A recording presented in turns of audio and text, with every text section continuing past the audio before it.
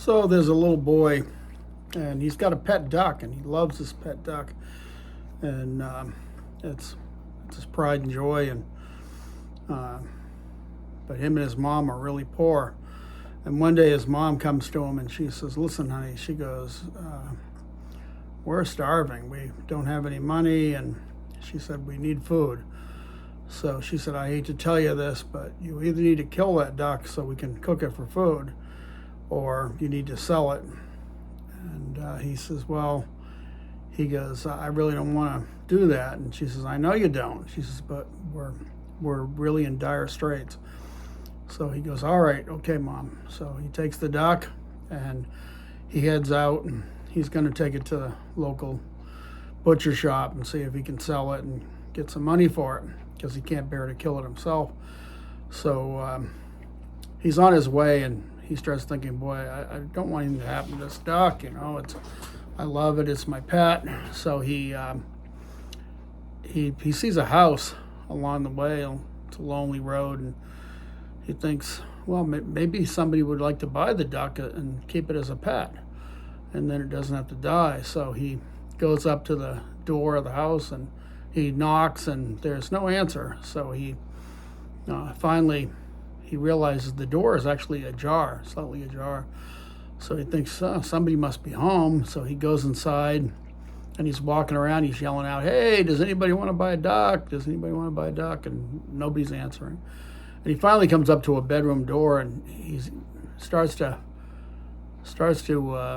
put his ear to the door. He can hear these sounds coming out, and so he thinks, well, there's definitely somebody in there. So he just opens the door, walks right in, and it's a man and a woman, and they're in a compromising position.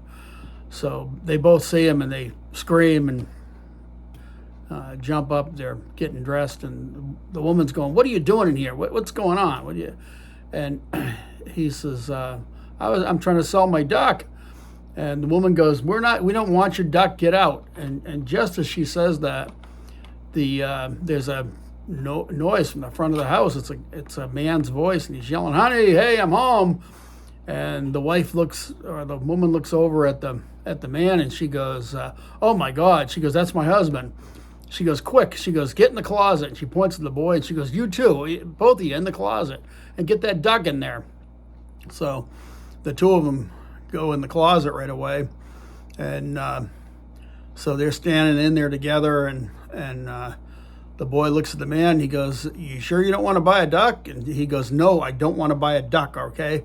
So the little kid goes, "You sure?" And he's like, "I'm sure. I don't want to buy a duck. And will you please be quiet?" And so the little boy goes, okay, I'll be quiet. He goes, "You sure you don't want to buy a duck? Because then I don't have to worry about talking loud." And the guy goes, okay, I'll buy your duck. So he goes, "How much you want for the duck?" And so the kid goes, "I'll take $60 for it." So he goes, $60 for a duck? And he goes, "I don't even want the thing." And the kid goes, "Well, it keeps me from talking loud." And the guy goes, okay. So he grabs his wallet and pulls out $60, hands it to him. And so they're standing there, and they can hear the voices out in the other room, and they're trying to keep quiet. And the kid looks at the guy, and he goes, you really don't want the duck?" And the guy goes, "No, I don't want the duck." And he goes, "Well, I'll buy it back from you." So the guy looks at him, and he goes, "Really? You're going to buy it back from me?" And he goes, "Yeah, I'll buy it back from you." He goes, "All right, give me the $60. And he goes, "Oh no." He goes, "The duck's not worth $60. And he goes, I'll give you $5. And he goes, "Really? You just charged me $60? He goes, "Well, you don't want me to talk loud, and I want my duck." So, and the guy goes, okay, give me $5. So the kid gives him $5, and after a little while, the woman comes back to the closet, opens it, and she goes, He's gone. You two, both of you, get out of here."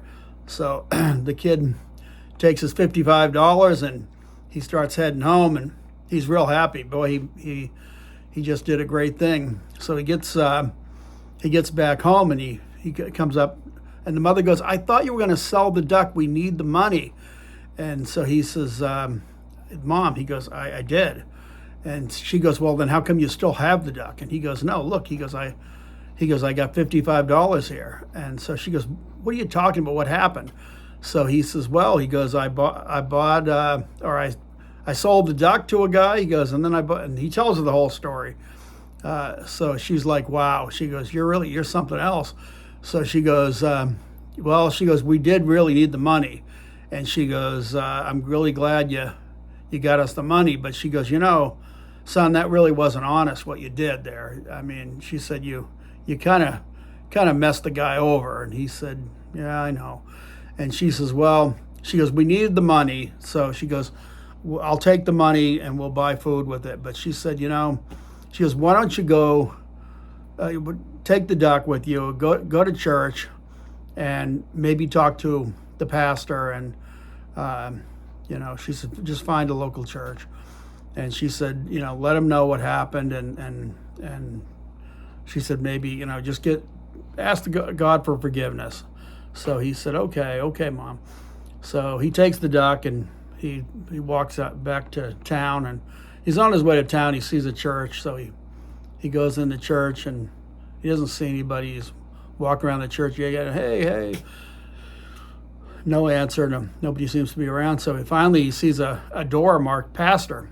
So he thinks, oh, okay, well, he's probably in there. So he goes up to the door. He knocks on the door, bang, bang, bang, and he hears a voice saying, come on in.